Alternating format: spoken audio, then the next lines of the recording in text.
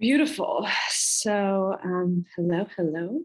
Um, After not kind of being very present in video form for a little while, I'm feeling very inspired and opinionated. So, there's actually a couple things I wanted to talk about today, but this kept on coming through, and it actually came through with a couple messages I've been messaging back and forth with a really good friend of mine, and just the place that she's in right now was reminding me of um, the place that I've been so many times, and I wanted to talk a little bit about that. Also, yesterday through my Instagram, I get all sorts of fun ads that piss me off. Uh, and so I wanted to talk a little bit about this particular one, and I posted this in my stories, but I will probably post the ad for you guys in the comments or something so you could see kind of what I'm referencing to. But I wanted to unpack um, a little bit about all of this. So a couple just right off the bat up the front. If you don't know who I am, I'm Jen. And there's a couple caveats because I am going to be talking about in this video perhaps some different opinions around mental health. And yeah, so I just wanted to, there's a couple caveats that I wanted to make. And by the way, feel free to comment and ask questions if you're watching this in the future. That is okay. So a couple things. One is this, what I'm about to talk about, I just wanted to be clear about this. What I'm about to talk about is not probably appropriate information for people who are in crisis. So if you are in current mental health crisis, you need support. And I trust that you are knowledgeable enough to know what that is for you. But this is not this, I'm not talking about crisis right now. Perhaps existential crisis, but I'm not talking about if you are currently in a place of like self-harm and you need a different kind of help. So that's not what we're talking about today. I just want to be really, really clear about that because I'm going to be talking about depression. I'm going to be talking about procrastination, and I'm going to be talking about basically like the land of the yuck. And it's usually the land that we're trying to kind of unblock ourselves from and get free from. And I want to unpack it because it's actually a really fertile ground. It's actually a really nourishing place, or it can be. But I wanted to just define the difference between, there's a difference between kind of this like unraveling of who we think we are and our societal programming or cultural programming like this. There's this kind of falling apart that can happen in our lives. It can happen over and over and ever again. So that's why I wanted to talk about it, because it's not a one-shot deal. And in the world of coaching, in the world of self-development, most coaches and most learnings are basically selling you on this idea that you're broken and I have the solution on how to fix it, right? Which let's just take for a moment. My like, oh, like it's the fundamental piece that actually keeps us in the hamster wheel that we're trying to actually get off of, right? Because it's kind of feeding, it's the self-perpetuating cycle of starvation, right? And not, it doesn't allow us to actually build a relationship with ourselves that is based on trust and open communication and acceptance and love. And I'm not talking about romantic connection. I'm actually talking about the relationship that we have with ourselves, right? Like this word self-love is often, or the word self-love is often thrown about the internet. And it's not about bubble baths. It's not about bubble baths. In essence, truly to have the capacity to really like love ourselves and hold ourselves is to be able to really sit with our ugliest shit and be okay with it without having to fix it, change it, or make it be something else. And that, my friends, that, my friends, is not common. And it's not something that is like, easily sellable, because it's a journey of self-discovery. And one of the things that I'm also understanding as well about this space is it's also a very feminine energy. And what I mean by feminine, I'm just going to like define this for a moment, because there's a lot of like sacred feminine, masculine, all that kind of stuff. So when I'm talking about feminine, I'm talking about a particular energy or essence. And it is non-linear, it is non-directional, it is about taking up space, it is fluid, it is changeable, it is likened to, nature is a really good example of what I mean by the feminine, right? You look at the ocean, all of these different states of being, it's constantly shifting and moving. And so in essence, the reason why I bring this up is because we live in a culture that predominantly runs with masculine values. And what I mean by that, of course, there's like the whole patriarchy thing. But what I'm talking about right now is just purely, we live in a culture that really values and overvalues, in a way you can say, masculine energies. And by that, I mean, and I'm not saying the masculine is bad, but I'm saying that there isn't space for the feminine in our current like popular culture and the culture that we live in. And just as a side note, what I mean by masculine energy is not the patriarchy. What I mean is the masculine being an essence of linear containment, structure. So that kind of, organization. So basically, if you look at anything that we do in this world, it is with kind of a masculine paradigm, right? The way that we educate our kids, the way that we go through school and go through life, the whole like, the whole paradigm of like, find what's wrong and fix it. That's like a very masculine energy. And it's not bad, it's necessary. But it is not the only, valid energy, right? It is not the only thing that is valuable. And the feminine energies are often demonized and highly undervalued. So I talked about yesterday, really acknowledging our body intelligence. I talked about, how do we actually how do we nurture a sense of trust in our bodies and in our relationships with ourselves? That is a really feminine concept, right? Because our bodies are, in essence, a very feminine thing, right? They create themselves. They're self-generating and self-renewing. They're alive. They're non-linear. They have a sense of organization, but at the same time, they also have this like dynamic relationship with our environment, right? So, for example, here in Mexico, I'm a really sweaty girl, and normally I don't, notice my pores. So, the way that we respond to our environment changes. And even though we like to fix things and define things, which is a very like masculine valiant trait, the natural world, our bodies and our systems, runs in a feminine energy. So what I wanted to talk a little bit today is kind of reclaiming a really massive, what I see as kind of like a feminine essence, and not a feminine essence as in you have to be a woman to kind of reclaim this space, but really it's about reclaiming the feminine processes as valid, as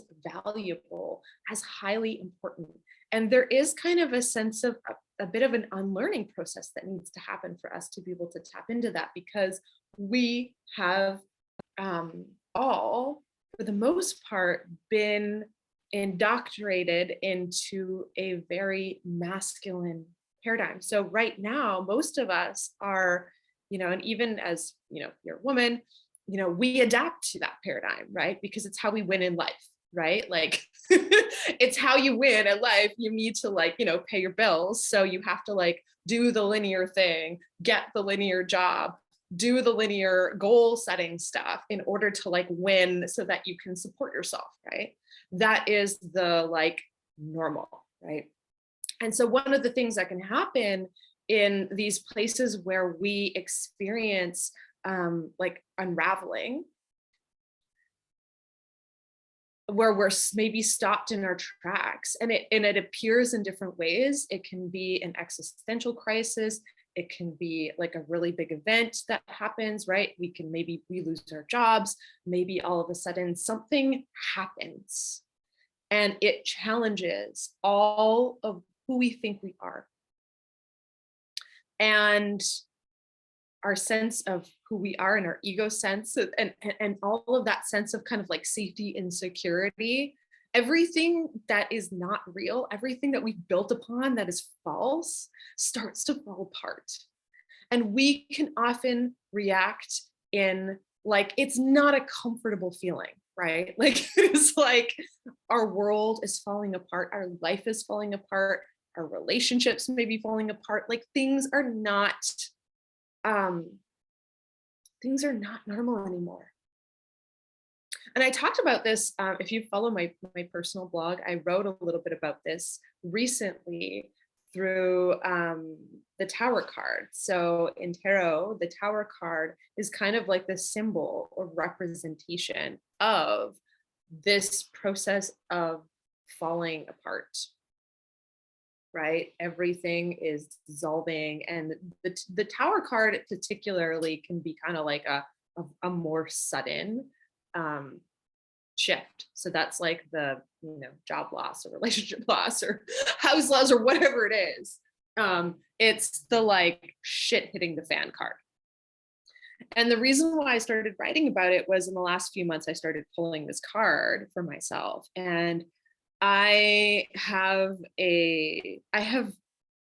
cultivated a relationship with that energy throughout my life that has allowed me to really be with it in a different way.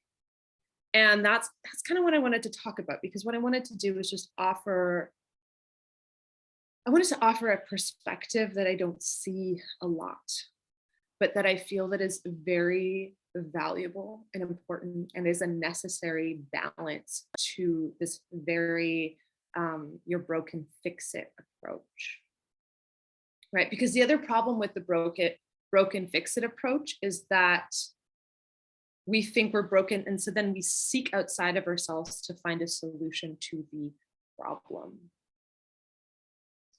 And I talked about this in yesterday's video too, is that maybe the problem actually isn't a problem.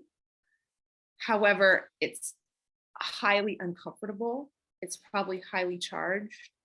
And it's a place that we don't really want to be. So often it's not a problem, we just don't like it. It feels like shit.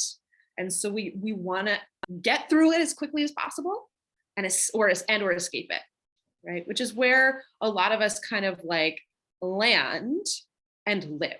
So we this is the place of dissociation, escapism, we don't want to deal with it.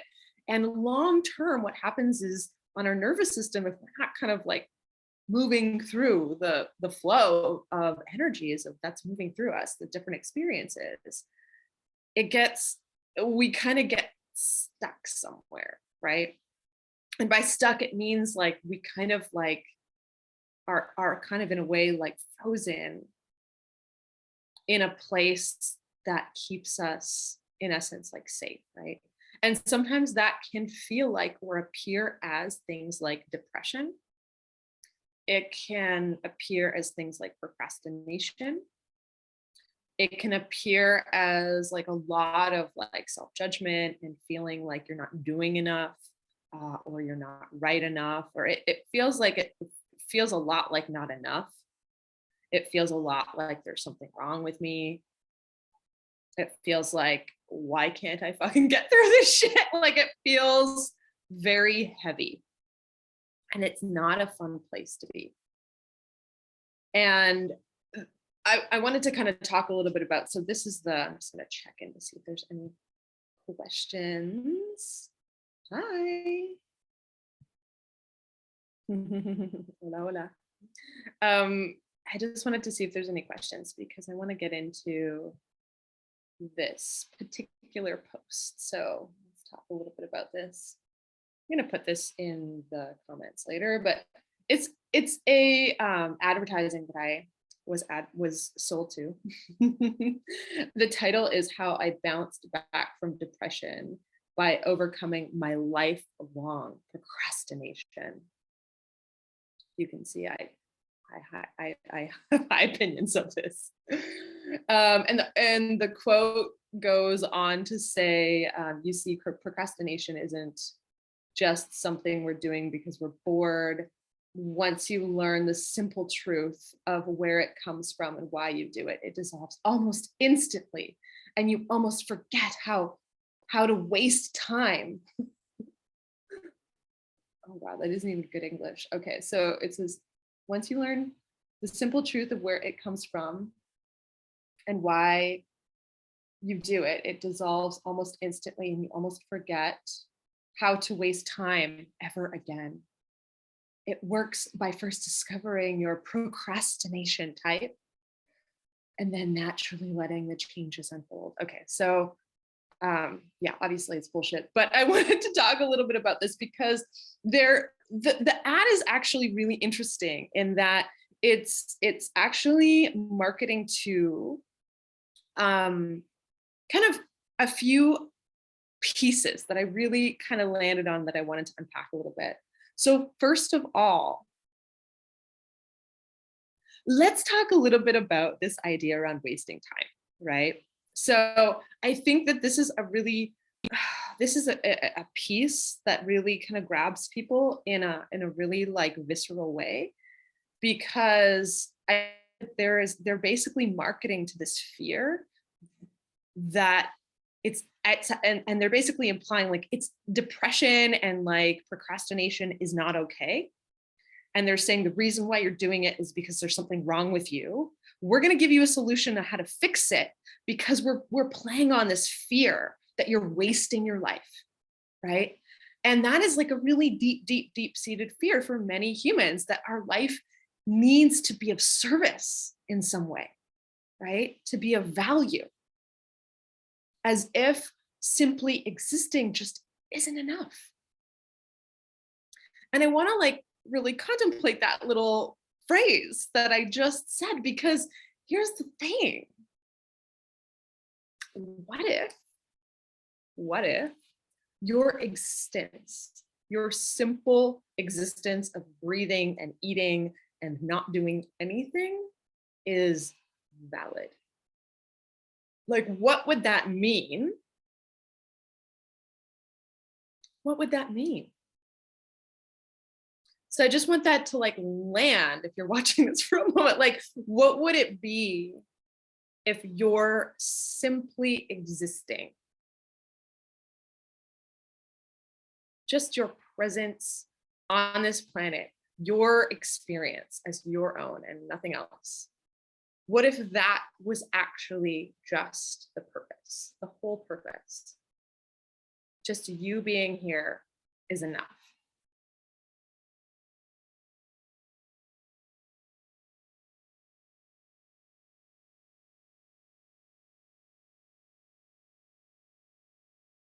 So the interesting thing for me is that when we can just accept that we're allowed to be here and we don't have to like prove our worth. For me personally, there is kind of an unraveling and a freedom around that. For me personally, it's like I have permission to be able to follow what is interesting for me. because it's not connected to or tied to the expectations of other, right? It's one of the reasons why I love surfing, because it's a really wonderful reminder for me that it is important, but it's also just surfing. It's just life. It's heavy and it's intense and it's beautiful, but it's also just an experience that we're having. So it's both deep and incredible and kind of a mystery. Like we don't really know why we're here, and maybe that's okay. Hmm. So the other piece, and I just wanted to reiterate before I go into this is um, I'm not speaking to states of crisis. So again, if you are in a state of crisis, meltdown, self harm, like you need to seek support. But what I am talking about is kind of I guess you can call it like the little d depression, the state of feeling like maybe feeling like your life doesn't matter, that what you do doesn't matter, who you are doesn't matter. It's that feeling of it can feel hopeless. And the invitation in these spaces of depression really is kind of like almost in a way, it's like almost a protection. It's almost like a numbness that we experience when there's just too much and our nervous system cannot handle everything. There is this state of kind of like protection that happens. And if we're in that space a long, long time, we're not acknowledging the thing that's underneath. Sometimes it can be a resistance to the unraveling, right? So that's why I wanted to talk a little bit about the down, because often we're really resistant to going all the way down.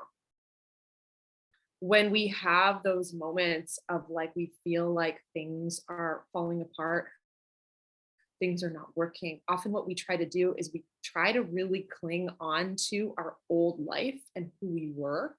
We really try to cling because that's what feels safe. That's what feels normal. And so in our nervous system, that is basically saying, like, I need to hold on to that. Otherwise, I'm going to die. Right. Our nervous system is basically going into protection mode, which is normal, which is healthy, which is okay. Okay. This is like the little d depression is normal. It's healthy. It's okay.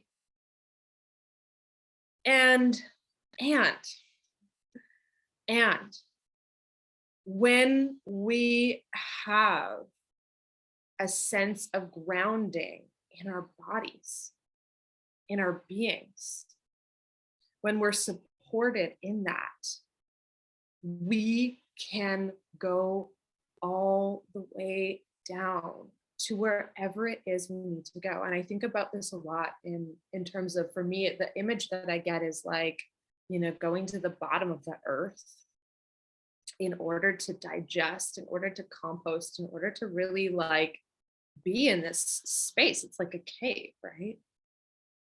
And I think like as women, we go through this in a monthly, with our monthly cycles, right? Most of us don't really acknowledge the smaller kind of reflection and process, but if we're really in tune with our cycles, if we're really in tune with our bodies, there is the flow of, for me, my cycles follow the moon. And so for me, usually when I'm bleeding, it's the new moon. There's the dark, there's the going inward. And so for me, it's one of my monthly practices is to really honor my natural process and allow myself to go in, allow myself to go into the dark, to sit with the dark, to be in that space and cultivate my relationship with it. Because that space, and sometimes we have different depths of how deeply we go in it. And I'll talk about that in a moment. But the dark, the down, is really an invitation. It's an invitation. The unraveling is a cleansing process, kind of like the menstrual cycle is a way of like cleansing all that shit that needs to clear. It's not just the menstrual blood, it's also all of the energetic stuff that we've alchemized through our nervous system that has a chance to move through us, right? When we're in connection with that, we can actually be part of the process. We can receive that as an invitation. We can receive it as an invitation to come in and down all the way, as long as it needs. And this is the other thing about this process that I think is so important, is that in the feminine energetics, there isn't like a timeline. It's not linear. There's no expectations. The feminine likes space. She wants to expand. She wants to explore. She is not about like makes me think about like my child self, which actually still I'm very much like this. It's like, I'm not a person like, do not fucking rush me. I need to do things on my own time. Do not fucking rush me. It's not going to be of service to you. And it's not going to be a service to me. It's going to produce resentment, and it's not going to produce any results. Right? And so this is what we often try to do. We try to rush a process that is inherently very feminine, that is not about being rushed. It's like, how many of you, if you ever have hung out with, or if you have small children, they have their own rhythm. And yes, it can be very annoying because you need to go out of the house and you need to get to the appointment and you need to do the thing, but they are in their own timing. And it's because they have not yet lost the connection to their own natural rhythms and paces. And we as adults are in this linear, like rush world that we often, this is where we often get trained, right? As little young ones, of like how to fall in line and go down the linear path. So often when we receive these invitations that can appear as depression, as all of these pieces, when we receive the invitation, we usually respond by, I don't have time for that shit right now. I'm busy. That's usually the response. However, when you receive the call, you receive the call. It's like jury duty. You don't really have much of a choice, and you can avoid it. But the symptoms of that is going to feel like the little d depression. It's going to feel awful. And in some ways, it's actually unavoidable. For some of us, it can kind of build up to a pretty big kind of like existential crisis or meltdown, or a place where we really get brought down to our knees. And in my experience, it is in my service, for myself anyway, to recognize the invitation and be willing to make the choice myself, with my own autonomy, to pause before I get to the point where I am brought down onto my knees. Because trust me, I have been there. It's not fun. And it's not something you can avoid. Right? I'm trying to think if there's anything else that wants to be said. Just an interesting topic. I'm glad you enjoy. Okay. What else needs to be said?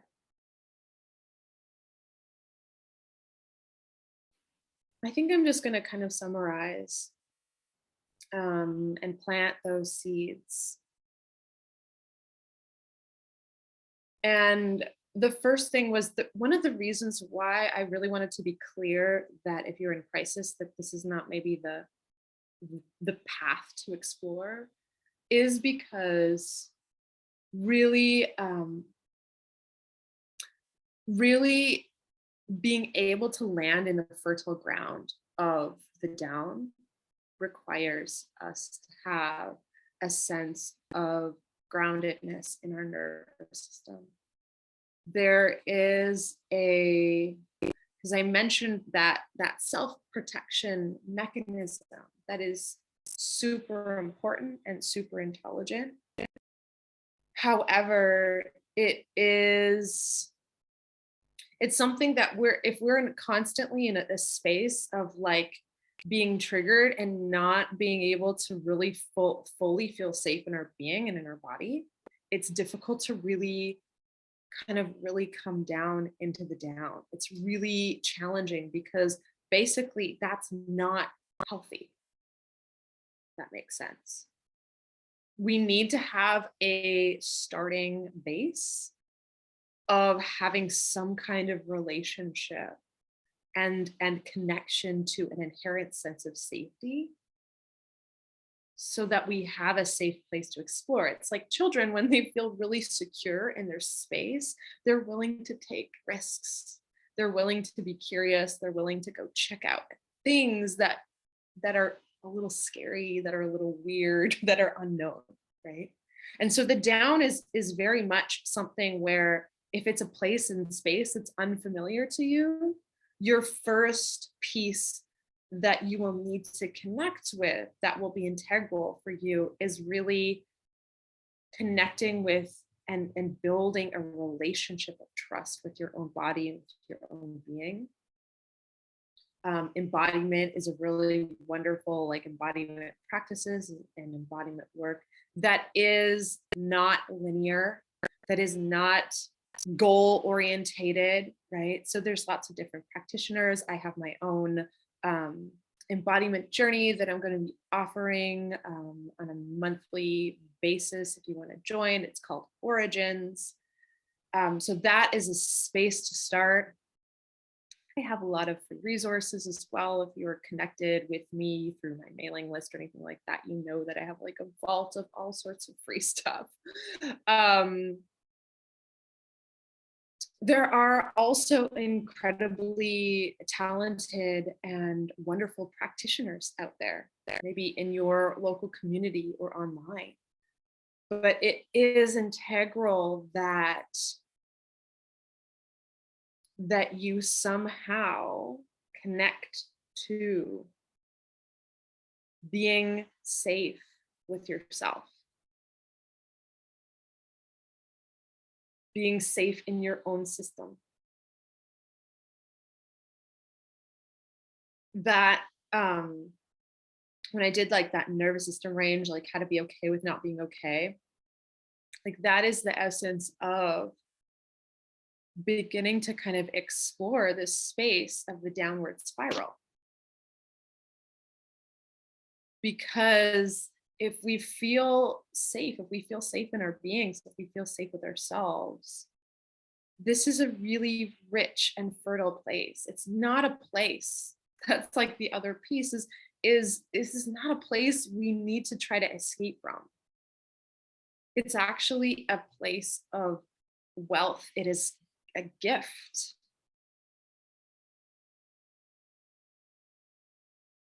Um, hmm, hmm. I'm like I'm like sitting with if I share a story or if we kind of end this here, but I'm kind of feeling like the message is there. Perhaps later on today or tomorrow we'll do a little storytelling, but because I did want to share a little bit about my own experience with kind of coming into this space of being in the down um, and coming fully all the way down. Because that's the other piece too is like sometimes we can kind of like reach a little layer and we're like, oh, okay, oh yeah, we were like clinging on to a life raft here and there. Like I guess I wanted to kind of really acknowledge how tricky our systems can be with clinging to any little life raft to try to like preserve our sense of like self identity of the past, of the thing that we're actually moving through. And it comes in so many different ways. It comes in so many different ways. But essentially, it's kind of the same thing, right? So sometimes, like, I see this with some people. I've even done this myself, where it's like the perpetual like taking different courses and programs, or like going to see different practitioners over and over again. Sometimes we kind of feel like that there is like some kind of little, even though we know we know that there's no magic bullet, there's part of our like hopeful mind that's like, oh, maybe like this is the solution, like maybe this is the thing, this is like the key that's gonna like unlock the chamber. Oh god. There's no key. There's no key. There's not even a lock to the chamber. It's just the thing that we have to move through. And the other piece that I wanted to just share, I think is really important. So the other thing I just wanted to acknowledge is just this permission around depression, procrastination, this whole concept of like wasting time. It's not possible. It's not possible to waste time. Like it's not. It's not possible. So any like shame, guilt, I should be somewhere that I'm not, is not helpful and not necessary. Wherever you are is perfectly perfect. You do not have to get your shit together. You're allowed to fall apart. And if you feel like you've fallen apart, you're allowed to fall more apart. It is a non-linear path. The path of our evolution, the path of our growing and knowledge and all of this experience, it's just experience. Sometimes part of the experience calls us deeper into the experience of falling apart, not getting our shit together. So this is the other piece that I just wanted to really offer, is that it's okay. It's okay to really fully 100% embody where you're at, even if it feels shitty, even if it feels like a place that you don't want to be, even if it feels wrong or wasteful or whatever judgment you might have. This is an invitation to drop any and all judgment for yourself. Drop any and all like shoulds and coulds and supposed tos, and just let yourself really fully and deeply experience whatever it is that you're being present to. Even if it's for 15 minutes. And it doesn't have to look like light and love and positivity. It can look like tantrums and anger and cursing God. Like it can look ugly. It's okay. It's not supposed to look fucking pretty. The tower is not a card of beautification. It is destruction with a capital D. It's demolition. It is before the cleanup crew arrives. This is not about cleaning up and being tidy. It's about allowing messiness. It's allowing humanness. It's allowing all of it. And it's really about an invitation to increase our capacity for all of it, including the stuff we want more of. All right, my dears, I'm going to leave it at that. If you're curious about origins, we're going to play with all of this stuff, but particularly origins is a focus on really how to have and be in relationship with our nervous system in a way that is like supportive and juicy and creative and all of that. It is a wonderful baseline. It is a wonderful place to start if you are new to working with me. And the next Origins is going to be on June 22nd, so summer solstice at 3 p.m. Central Time. I will post some links if you want to know more about it. You can also just send me a message if you would like to join. All right, my dear. I forgot to mention, it is Origins is going to be live via Zoom, but I'm not going to be recording it. So you do have to show up. So if that date does not work for you, then the next one perhaps. And yeah, enjoy the start to your week, everyone. Lots of love.